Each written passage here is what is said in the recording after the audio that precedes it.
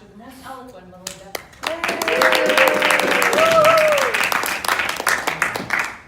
Thank you, Madam President. Fellow Toastmasters, most welcome guests. Thank you for showing up tonight. We're all here because we want to become good at giving public speeches, correct? Yes. I respectfully submit that that shouldn't be our goal. Our goal should be to ask ourselves the question, how am I going to feel 15 minutes after the successful completion of my speech?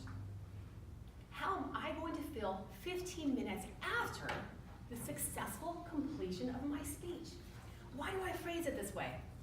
There's a psychological principle that exists in this universe, which states that in order to get the very best results from ourselves, we always want to focus on how we are going to feel on the other side of the successful completion of that goal, which in this case is a speech.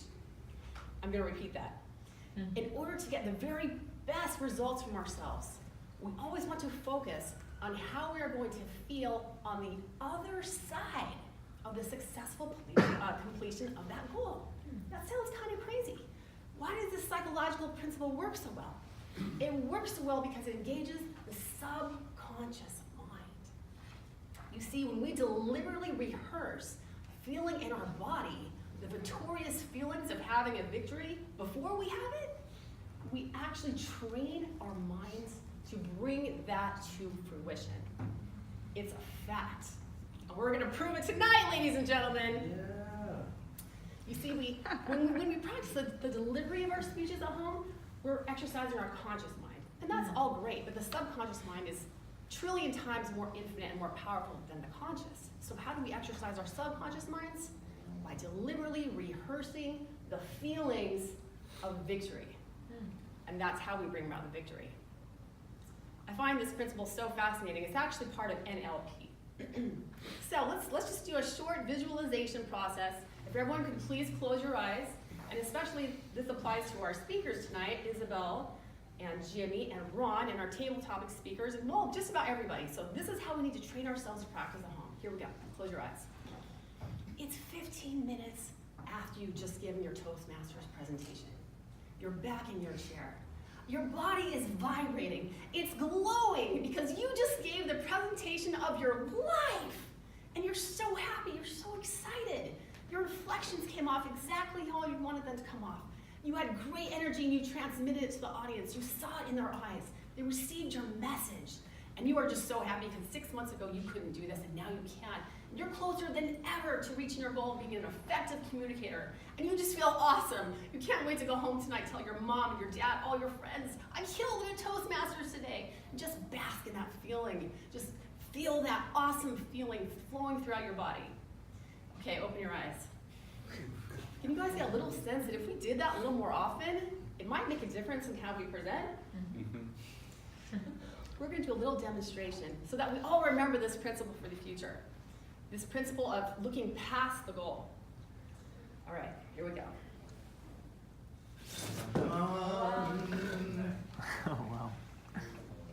Now, it looks like we're going to be breaking a board tonight. But we're not going to be breaking a board. What are we going to be doing, you guys? If we're going past the goal, what's our goal going to be? It's not to break the board. Visualize. Well, it feels like after you break the board. All that's good, yes. Our goal is going to be to hit the floor. To hit the floor, because if we hit the floor, we're probably going to break the board. Just like if I focus every day on how I'm going to feel after the successful presentation of my speech, I'm probably going to give a successful speech. So, in just a minute, we have enough boards for everyone.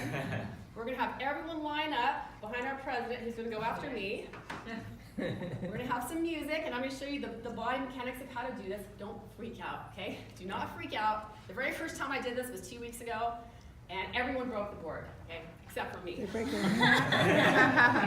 I missed it the first time, but that's because they didn't teach me how to do it right. We're going to use the heels of our hands, guys. The heels of our hands, okay? If you're right-handed, you're going to bend your knee right here adjacent to the cinder block. How many left-handed people do we have here? Oh, what? Ron, you don't know? So lonely. James, for sure. Okay, so James, you're gonna bend your right knee over here. But the rest of us, normal people, you're gonna bend our left knee here, and you're gonna bend from the waist, okay, from the waist, and the heel of your hand is gonna go directly through the center of the board. This is where I messed up last time because I hit it too high. The center of the board, and you're gonna aim to hit the floor. We're all gonna practice hitting the floor in a second.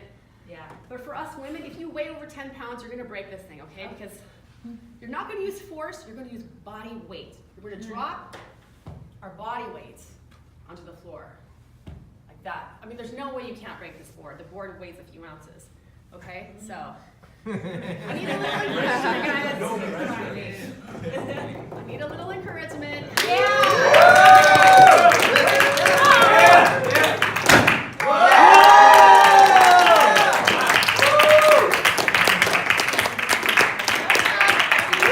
Line up behind Jackie. We'll be here a while. Is it really broken? Oh my God, we're all gonna do it. I feel like You're not coming. You should do it. Don't hurt yourself. She's moving over there.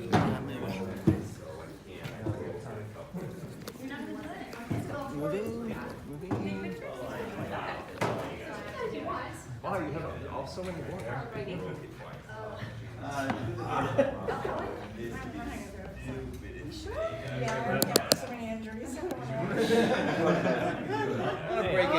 I'm still rolling. Excellent, excellent. Yes, I did want to play some music though. Can I use my Spotify app or that's recording? Well, if you need to stop once, you can stop. How do I just stop it? Yeah,